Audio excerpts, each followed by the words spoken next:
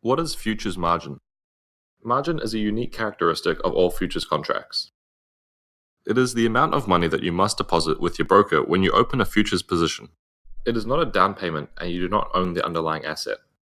There are two types of margin that the exchange requires for trading on futures positions: initial margin and variation margin, also known as mark-to-market. Initial margin is the amount of funds required by NZX Clearing to initiate a futures position. While NZX Clearing sets the minimum margin amount, your broker may require additional funds for deposit. Initial margin is similar to a bond, paid through your broker to the clearinghouse upon initiation of a futures position, and may be returned once a position is closed or expires. Initial margin ensures that in the event of a default, there is cash available to efficiently close out the position should it be required, in which case initial margin may not be returned to you. Mark-to-market is a daily valuation of the futures position held versus the daily settlement price on the day.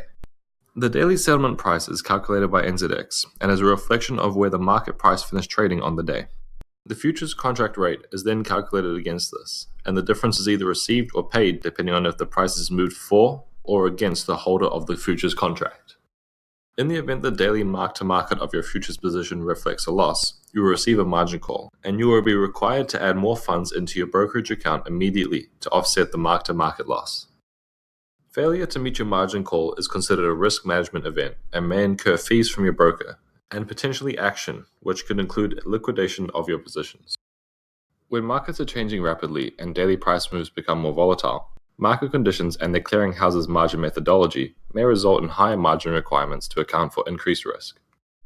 The level of initial margin required to cover positions held is based on the market's historical and potential future volatility. Times of high volatility result in higher initial margins, and lower volatility typically reflects through lower initial margin requirements. The following is an example of the margin requirement on a futures position. A farmer may seek to reduce their price risk for the season ahead and sells 10 lots of current season of NZX NZ milk price futures at $6.50. Initial margin on the contract is $3,000 per lot, or 7.7%. Therefore, the farmer will need to pre-fund their account with $30,000 to cover their initial margin to enter the position. The next day, market trading moves higher and the daily settlement price is calculated at $6.60. The farmer is required to post a mark-to-market of 10 cents, or an additional $6,000 to their margin account. At the end of day 2, the daily settlement price has moved lower to $6.40. The farmer will receive 20 cents of mark-to-market gains into their margin account.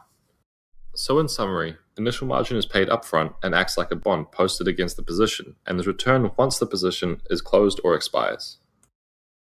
Initial margin rates can vary as the clearinghouse judges that they need to, but are typically 5 to 15% of the face value of the futures contract.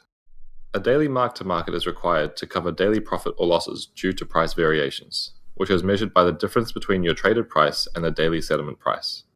The use of margin posted to an exchange's clearinghouse allows the clearinghouse to take the opposite side of the trade with the trader's broker, effectively becoming the buyer for every seller and the seller for every buyer of futures contracts. As a result, the effects of counterparty default on futures contracts is greatly reduced. Please refer to our other educational videos at the link on the screen to learn more.